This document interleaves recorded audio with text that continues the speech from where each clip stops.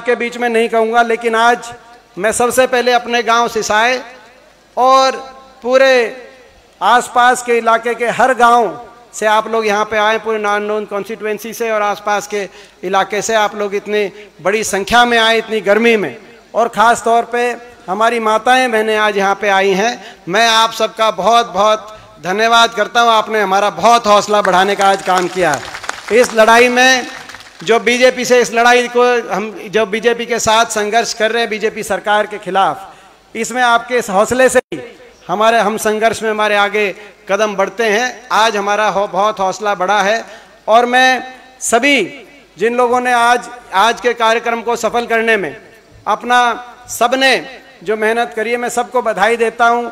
अपने भाई जस्सी को, क्योंकि इन्होंने जो है कार्यक्रम को लेने के लिए सबसे पहले आगे आए और इन्होंने दिन रात मेहनत करी, तो जस्सी को मैं बहुत बहुत बधाई देता हूं कि आज आपने इतनी मेहनत करी।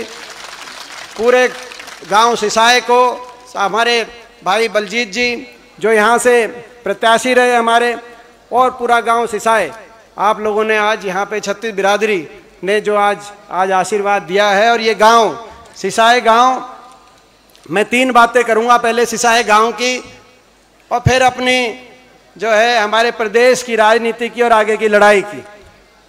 सिसाए गांव का हमेशा पूरा आशीर्वाद रहा और बहुत सिसाए गांव से मैं समझता हूँ एक बहुत अपनापन रहा।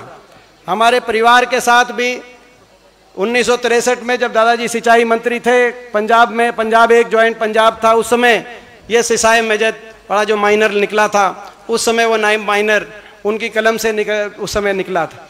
और 52 से 62 तक जब वो लोकसभा के सांसद थे तो उस समय ये इलाका रोहतक लोकसभा में आता था। जब चौधरी रणबीर सिंह जी लोकसभा के, तो यहाँ से लोकसभा के सदस्य के रूप में उनको प्रतिनिधित्व करने का मौका मिला 1952 से 62 में। और 63 के अंदर जैसे ही वो मंत्री बने पंजाब में, तो पहला माइनर यहाँ पे जो मैं समझता हूँ आज तक जो गांव के अंदर पानी आता। और उसके बाद जब अपनी सरकार आई तो मैं गांव में आया था, तो आपने कहा था, गांव वासियों ने कहा था कि भाई माइनर तो जो है सिंचाई के पानी का तो इंतजाम करके गए थे, लेकिन पीने के पानी की डिग्गी दीपेंद्र आपको बनवानी है। और मुझे ये अपनेपन की बात होती है। हमारे यहाँ से दोनों बार जब सरकार बनी, यहाँ से विधायक चुन के हमारी कांग्रेस पार्टी का नहीं आया था, लेकिन अपनेपन में उससे कमी नहीं होती, अपना अपना ही होता है। आपने जब कहा तो मुझे याद है कि आपने ये कहा, मैंने कहा भाई अगर वो सिंचाई का पानी का दादाजी का आपने कह दिया तो अब तो कुछ भी करना पड़े, पीने के पानी की डिग्गी तो भाई मेरी जिम्मेदारी, मैं बनवाऊंगा। तो पीने के पानी की डिग्गी की बात हो, आपने मुझे याद है उस समय चाहे डाटा तक की सड़क की बात हो, चाहे मॉडल्स, पूरे जिले के अंदर एक मॉडल स्कूल बनना था, नाम आया, चाहे स्टेडियम की बात हो। और इसमें भी कोई दो राय नहीं, जो पिछला चुनाव था कांग्रेस के प्रत्याशी की हालात ठीक नहीं थी पिछले लोकसभा चुनाव में, लेकिन लोकसभा चुनाव की बात कर रहा हूं। लेकिन लोकसभा चुनाव में पूरे लोकसभा क्षेत्र में एक गांव में हुड्डा साहब का कार्यक्रम रखवाया गया, एक गांव में, और वो सिसाए गांव में रखवाया गया।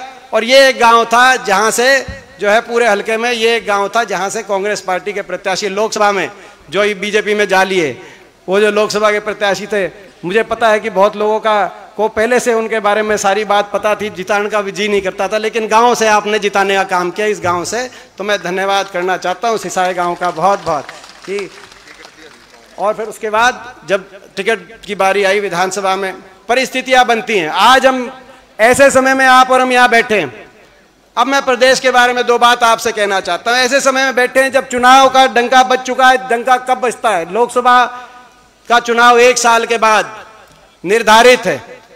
हमारे संविधान में 5 साल में चुनाव होता है, 4 साल सरकार के होते हैं और आखिरी 1 साल जनता का सोचने विचारने का होता है।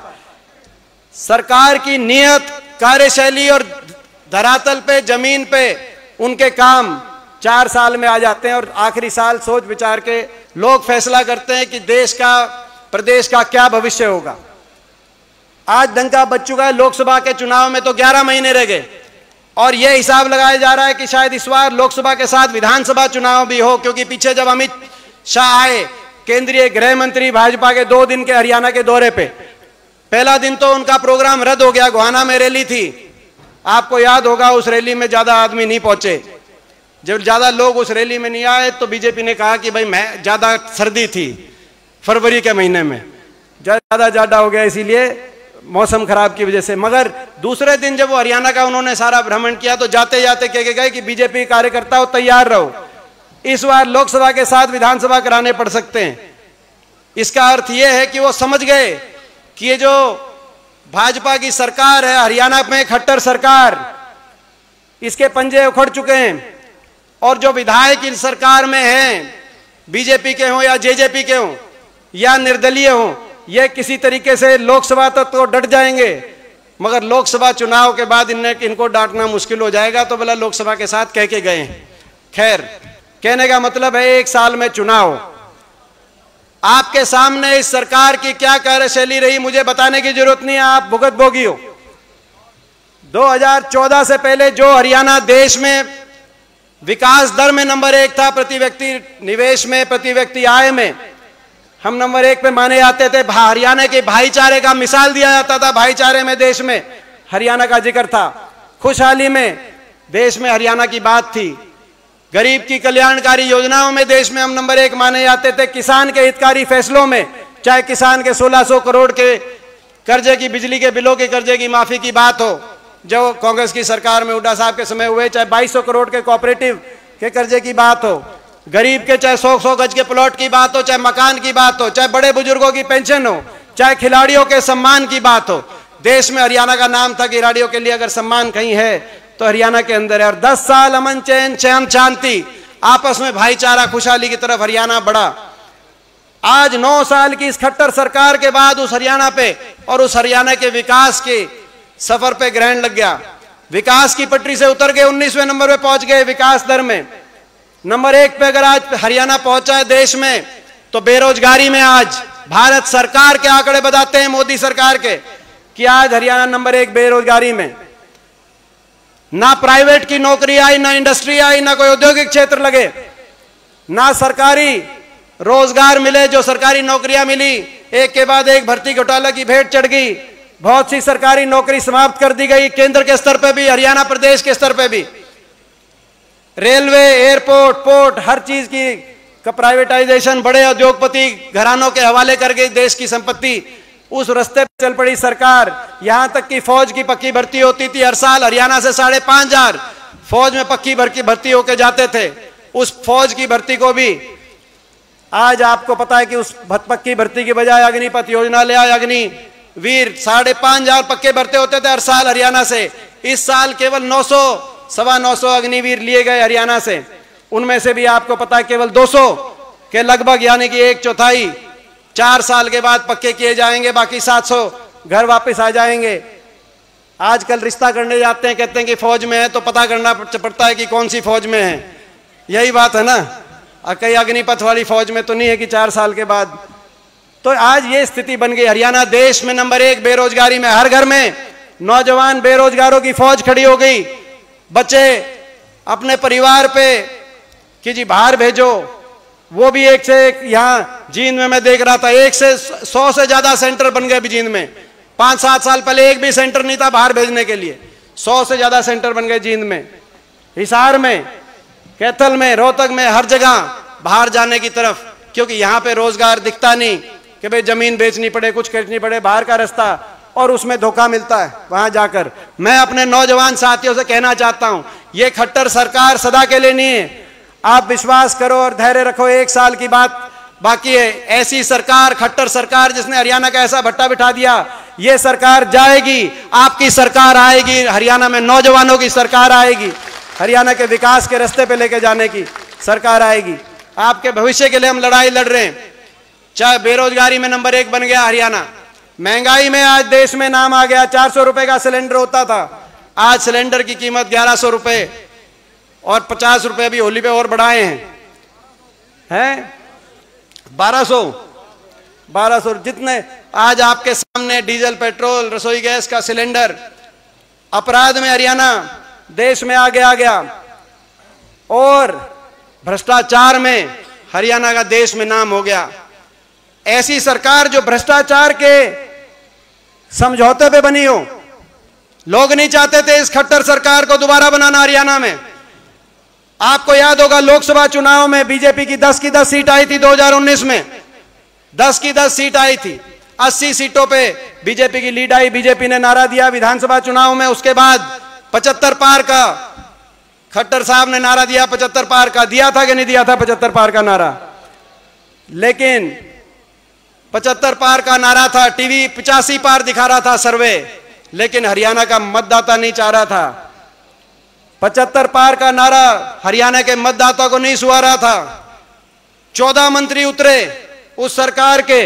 अगर 75 पार की चाह होती हरियाणा के मतदाता के दिल में, उस सरकार को दोबारा बनाना चाहते खट्टर सरकार को, तो 14 में से मात्र 2 मंत्री, मुख्यमंत्री जी और अनिल विज, वो वापस पहुंचे विधानसभा में। बाकी 12 मंत्री लोगों ने वापस नहीं पहुंचने दिए 75 पार के नारे पे। लोगों ने कहा कि भाई हमको भाई 75 पार देखी जाएगी, लेकिन ये मंत्री वापस नहीं पहुंचना चाहिए। रोहतक से मनीष ग्रोवर आ रहे, तो बादली से जो आज बीजेपी के प्रदेश अध्यक्ष हैं, कल उनका बयान आ रहा था, ओम प्रकाश धनखड़ जी, वो बादली से हारे। कृष्ण पवार इसराना से हारे, तो रामविलास जी महेंद्रगढ़ से हारे। कविता जैन सोनीपत से हारी, तो नारनौन से कप्तान अभिमन्यु हारे। जो सरकार, अगर सरकार की अच्छी कार्यशैली होती, लोग दोबारा बिठाना चाहते चंडीगढ़ के सिंहासन पे, तो कम से कम आधे मंत्रियों तो वापस जीत के जाना चाहिए था। लोगों ने साफ कर दिया और बीजेपी के 75 पार की नारे की हवा निकाल दी। 40 पे सुई अटक गई, बराबर का कांग्रेस और बीजेपी की लग कशमकश चली। थोड़ी बहुत बीजेपी की सीट ज्यादा आई, लेकिन इस बीच एक और काम बना। एक कहता था 75 पार और दूसरा कहता था बीजेपी को करो जमुना पार। कौन क्या करता जमुना पार? क्या करता कि नहीं क्या करता? खट्टर साहब कहते थे 75 पार बीजेपी का नारा था, और दुष्यंत चौटाला क्या करते थे, जेजेपी वाले क्या करते थे, बीजेपी को करेंगे जमुना पार। एक कहता था 75 पार, दूसरा कहता था बीजेपी को करो जमुना पार। इलेक्शन का नतीजा निकलते ही दोनों बन गए जमा पक्के यार, और चंडीगढ़ में बना दी भ्रष्ट सरकार, और जनता कर रही है हाहाकार। 2 बातें कही थी उन्होंने, 2 बातें, कि बीजेपी को करेंगे जमुना पार और 5100 बुढ़ापा पेंशन। मुझे आज भी याद है वो दिन जब नतीजा आया, जेजेपी ने कहा प्रेस कॉन्फ्रेंस करके कि भाई हमारी कंडीशन है 5100 पेंशन जो देगा।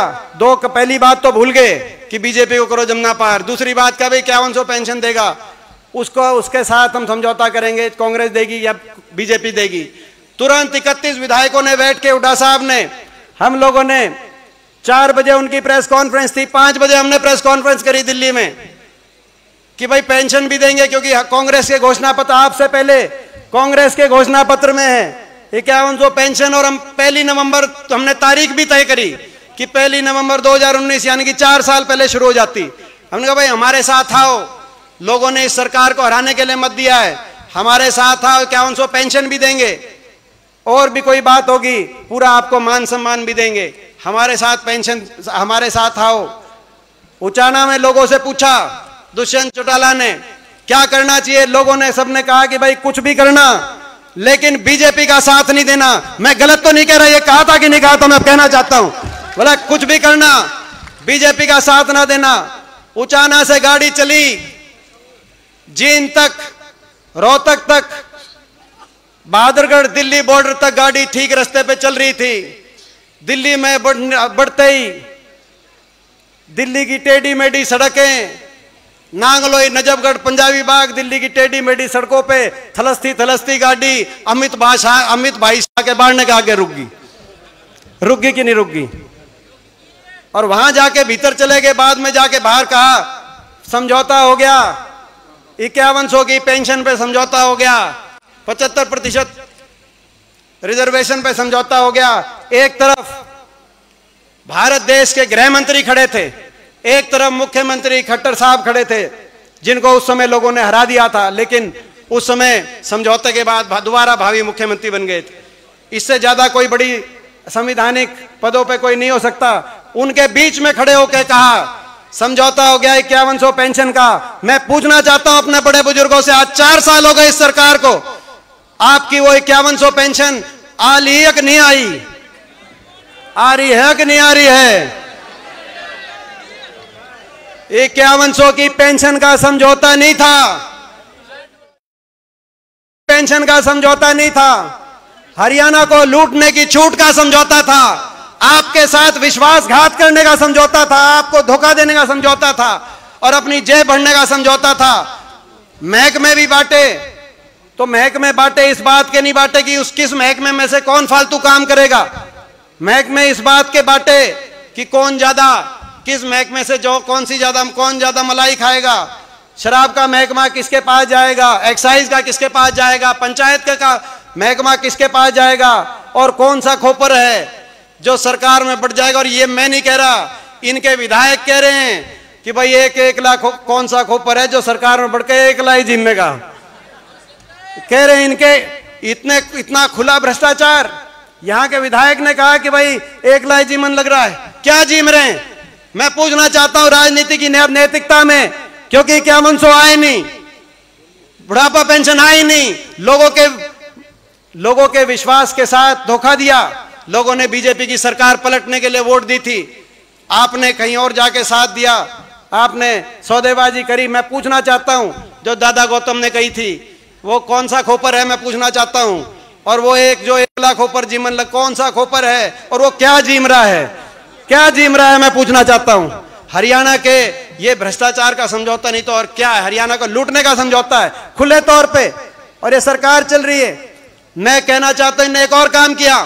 आज बेरोजगारी में हरियाणा नंबर 1, महंगाई में नंबर 1, भ्रष्टाचार में नंबर 1, लेकिन लोगों को अपमानित करने में भी नंबर 1। अगर ये काम नहीं भी करते अपने काका ताऊ से, कहना चाहता हूं बड़े बुजुर्गों से, अगर ये काम नहीं भी करते तो भी हम काम चला लेते, अगर ये हरियाणा वासियों का मान सम्मान रखते।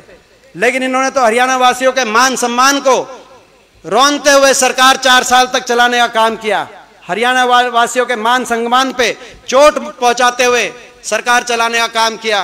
कोई ऐसा वर्ग नहीं है हरियाणा में जिस वर्ग को सड़क पे ना आना पड़ा हो अपने हकों के लिए, किसान से लेकर और मजदूर तक, और कोई ऐसा वर्ग नहीं है जिसका इन्होंने अपमान ना किया हो। कर्मचारी आए ओल्ड पेंशन स्कीम पे पंचकुला में, उन पे लाठीचार्ज। सफाई कर्मचारी, ग्रामीण सफाई कर्मचारी, ग्रामीण चौकीदार अपना मानदेय बढ़ाने के लिए करनाल में गए, उन पे लाठीचार्ज। छोटे छोटे बच्चे, स्कूल बंद हो गए, 9 साल से शिक्षकों की भर्ती नहीं, स्कूलों के आगे छोटे छोटे बच्चे बैठे, तो शिक्षा मंत्री ने कहा कि ये विपक्ष ने बिठा रखे हैं। आंगनवाड़ी और आशा और हमारी महिलाएं आशा वर्कर वो करनाल में आई, उन पे लाठीचार्ज। यहां तक कि सरपंच सोचते थे कि छोटी सरकार है, कम से कम थारा तुम तो बचोगे, लेकिन सरपंचों को भी सड़क पे आना पड़ा और उनकी भी तसल्ली बिठाई गई। आपके सामने कोई वर्ग नहीं, खिलाड़ियों को आना पड़ा। मैं पूछना चाहता हूं, हमारी सरकार थी तो लगभग 800 खिलाड़ियों को अलग अलग पदों पे बिना भेदभाव के नियुक्ति मिली थी, और देश में हरियाणा के युवा का नाम पूरे दुनिया के अंदर और देश के अंदर हरियाणा का युवा का नाम रोशन हुआ था बिना भेदभाव के। आज जो बीजेपी में है, हमारे पहलवान योगेश्वर दत्त उस समय डीएसपी भी भर्ती हुए थे, तो बबीता फोगाट आप बहन हमारी, उन देश का गौरव है ये, वो भी उस समय डीएसपी भर्ती हुई थी। तो हमारे जो खेल मंत्री हैं संदीप सिंह जी, वो भी उस समय हुड्डा सरकार में डीएसपी भर्ती हुए थे। मैं पूछना चाहता हूं, 9 साल एक किसी खिलाड़ी को नियुक्ति नहीं। साक्षी मलिक हमारी मोखरा की बेटी, जो पिछले ओलंपिक के अंदर 2 मेडल आए देश के, ओलंपिक के अंदर 2 ही थे, इससे पिछले वाले में। इस बार तो बजरंग पुनिया का, रवि दहिया का मेडल, इस बार नीरज चोपड़ा के हमारे मेडल, पिछली बार 2 ही के मेडल थे, पीवी संधू और साक्षी मलिक। आज तक साक्षी मलिक को नियुक्ति पत्र नहीं मिली, जंतर मंतर पे धरने में बैठना पड़ा, कोई पूछने वाला नहीं है, उनको अपमान का सामना करना पड़ा। कोई ऐसा वर्ग नहीं, खिलाड़ियों से लेकर और गरीब आदमी, मनरेगा के मजदूरों के बजट 1/3 कम कर दिया। मनरेगा के बजट जो मजदूर निकले, मनरेगा के मजदूर जब निकले करनाल के अंदर, उन पे लाठीचार्ज। और किसान का जो अपमान किया वो आपका और मेरा दिल जानता है। 1 साल वो ऐसा भी था, किसान सड़क पे बैठा था लाखों की तादाद में, हमारे बड़े बुजुर्ग, हमारी महिलाएं, हमारी माताएं बहनें इन धरनों पे बैठी थी। 750 किसानों के घरों के चिराग बुझ गए, हर रोज शव वापिस आते थे इन धरनों से। अभी जैसी बता रहे थे अपने गांव में, मगर हरियाणा पंजाब के गांव में शव वापिस आते थे। और हर रोज देश की सबसे बड़ी पंचायत में मजाक उड़ाया जाता था। मैं आपका बेटा हूं, मैं आपके बीच में नहीं कहूंगा तो कहां कहूंगा। मेरा सौभाग्य भी है और मेरा दुर्भाग्य भी है। मेरा सौभाग्य है कि मैं पिछले 19 साल से देश की सबसे बड़ी पंचायत का सदस्य हूं। पहले 3 बार लोकसभा में रहा, इस बार लोकसभा चुनाव में जो हुआ मेरे साथ आपको पता है, लेकिन उसके बाद हमारी सीट आई तो राज्यसभा में जाने का अवसर मिला। मेरा सौभाग्य है कि मैं 19 वर्ष से शायद मेरी उम्र में इतना लंबा उस पंचायत में बैठने का अवसर देश में किसी और को ना मिला हो। मैं अपने आप को बहुत सौभाग्यशाली मानता हूं और हरियाणा के हर व्यक्ति का मैं बहुत अपने ऊपर आभार मानता हूं, एहसान मानता हूं। लेकिन मेरा दुर्भाग्य भी था कि ऐसे समय भी मैं उस किसान आंदोलन के समय, क्योंकि हरियाणा के 15 सांसद हैं, 15 सांसदों में से 14 बीजेपी के हैं, 10 लोकसभा के और 5 राज्यसभा के, 14 बीजेपी के हैं। और जब एक अकेले विपक्ष के सांसद के रूप में वहां पहुंचते थे और वहां आवाज उठाते थे, क्योंकि वहां ना बोलें तो क्या करें। हमारे काका ताऊ बैठे थे, हमारे बड़े बुजुर्ग बैठे थे, अंदर जाके जब बोलते थे कि भाई कम से कम इनकी बात नहीं मानते तो इनको इंसान मानो, इस देश का नागरिक मानो, सहानुभूति के 2 शब्द व्यक्त कर दो। किसी के घर का, किसी का बाप गया है, किसी का बेटा गया है, किसी का भाई गया है, ये बैठे हैं, इनके कोई किसी थोड़े छोटे मोटे किसी धरने पे किसी की तबीयत खराब हो जाती है तो आप प्रशासन में हड़कंप आ जाती है। यहाँ 750 घरों के चूल्हे बुझ गए, आप कम से कम खड़े होके कह दो कि इनकी बात नहीं मानेंगे, लेकिन हमें दुख है, ये भी देश के नागरिक हैं।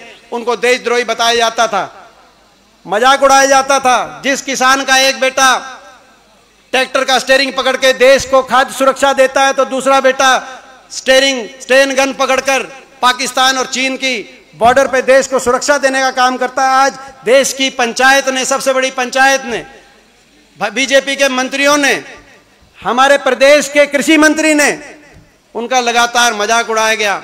मैं आपसे कहना चाहता हूं कि ऐसा अकेलापन, मैं 19 साल से संसद का सदस्य हूं, लेकिन वो 1 साल ऐसा बीता ना तो संसद में हम आपस में बहस करते हैं बाहर, मगर के उसके बहस के बाद कैंटीन में, सेंट्रल हॉल में दलगत राजनीति से ऊपर उठकर एक दूसरे के साथ चाय पीते, खाना खाते हैं और घर वापस आ जाते हैं। लेकिन उसे 1 साल किसी दूसरे के साथ पानी पीने का जी भी नहीं करता था। जाके आपकी लड़ाई लड़ते थे और उसके बाद सीधा उन धरनों पे जाते थे या किसी गांव में जाते थे जिसका किसी का शव वापस आया हो। मैं आपसे पूछना चाहता हूं, भाई ये तो मैंने अकेलापन जो मैंने महसूस किया होगा वो तो मेरा जी जानता है, लेकिन इस लड़ाई में, इस बीजेपी की सरकार जिसने हरियाणा का भट्टा बैठा दिया, इस लड़ाई में तो आप अकेला नहीं पड़ने दोगे। मैं आपसे आज पूछना चाहता हूं, बड़े बुजुर्गों से मैं पूछना चाहता हूं, क्योंकि आपको फैसला करना पड़ेगा। आपको फैसला करना पड़ेगा, अपनी अगली पीढ़ी के भविष्य के लिए फैसला करना पड़ेगा। क्योंकि इस समय भी अगर आप नहीं समझे और जागरूकता से फैसला नहीं किया तो आगे लड़ाई लड़ने के लिए, अपनी लड़ाई लड़ने के लिए मैं समझता हूं आज हरियाणा के अंदर कोने कोने में मैं जा रहा हूं। आज हरियाणा में बदलाव, हर व्यक्ति के चेहरे पे बदलाव है। आज पिछली बार 19 में तो सरकार ये 75 पार की हवा निकाली थी, इस बार हरियाणा, पूरे प्रदेश के कोने कोने में हरियाणा वासी बदलाव और परिवर्तन की तरफ देख रहे हैं। मगर आपको बड़ी समझ से और बड़ी सूझबूझ के साथ आपको और हमको लड़ाई लड़नी पड़ेगी। मैं नारनौल से पूछना चाहता हूं, नारनौल हल्के से पूछना चाहता हूं, सिसाई गांव से भी पूछना चाहता हूं, भाई इस लड़ाई में जब लड़ाई होगी, सीधी लड़ाई है, सीधी लड़ाई है, मिसफायर मत करना, बीच में मिसफायर नहीं, सीधी लड़ाई। एक तरफ ये हैं जिन्होंने हरियाणा का भट्टा बिठाया है और एक तरफ चौधरी उपेंद्र सिंह हुड्डा जी के नेतृत्व में कांग्रेस पार्टी। तो भाई मैं आपसे पूछना चाहता हूं, इस लड़ाई में चौधरी छोटू राम कह के गए कि भाई ये बोले किसान 2 काम करना, बोलना ले सीख और अपना ले पहचान। मैं पूछना चाहता हूं आपको अपने पे राय की, इस बार नारनौल हल्का अपने पे राय की पहचान करेगा कि नहीं करेगा? मैं पूछना चाहता हूं, क्योंकि 1 साल है, आपका आशीर्वाद होगा तो लड़ाई लड़ेंगे। अपने घर में खड़े हैं, सिसाई गांव को मैं अपना घर समझता हूं, भाई मेरी कर्म भूमि है, मेरी जन्मभूमि सांगी हो सकती है, लेकिन मेरे को आज से सही 10-11 साल पहले उपचुनाव था जयप्रकाश जी का। उस समय उपचुनाव में मुझे जो है नारनौंद हल्के की ड्यूटी लगी थी। तब से लेकर आज तक मैंने अपना घर परिवार, भाई मेरी जन्मभूमि सांगी गांव हो सकती है, लेकिन मेरी कर्म भूमि भाई सिसाए गांव नारनौंद हल्का, ये मेरी कर्म भूमि है, मैं कहना चाहता हूं। तो भाई तो हमारा ये हाथ से हाथ जोड़ो प्रोग्राम, आखिर में मैं 5-4 संकल्प बोलता हूं कि भाई हमारे संकल्प हम करते हैं हाथ से हाथ जोड़ो प्रोग्राम के, कि भाई हम आगे लड़ाई लड़ेंगे। किस बात के लड़ाई लड़ रहे हैं हम? संकल्प 3-4 हमारे संकल्प आपके सामने मैं दोहराना चाहता हूं। प्रस्ताव है, ये प्रस्ताव पारित है तो एक बार हाथ खड़े करके बताना। पहला संकल्प, हाथ से हाथ जोड़ो, यानी कि हरियाणा की 36 बिरादरी के हर भाई को दूसरे भाई से प्यार और प्रेम से जोड़ो, हाथ से हाथ जोड़ो। ये पारित है क्या संकल्प भाई? हाथ से हाथ जोड़ो। दूसरा संकल्प, हाथ से हाथ जोड़ो, हरियाणा के कर्मचारी को ओल्ड पेंशन स्कीम से जोड़ो। हाथ से हाथ जोड़ो हरियाणा के हर परिवार को, क्योंकि आज के दिन बिजली, गैस, पेट्रोल, डीजल, महंगाई ने हर घर का बजट बिगाड़ दिया, तो भाई उससे भी राहत देने की जरूरत है। तो जैसा कि हमारी हिमाचल की सरकार, कांग्रेस की सरकार बनी, सुखू मुख्यमंत्री बने, आते ही हमने फैसला, तो भाई हाथ से हाथ जोड़ो, हरियाणा के हर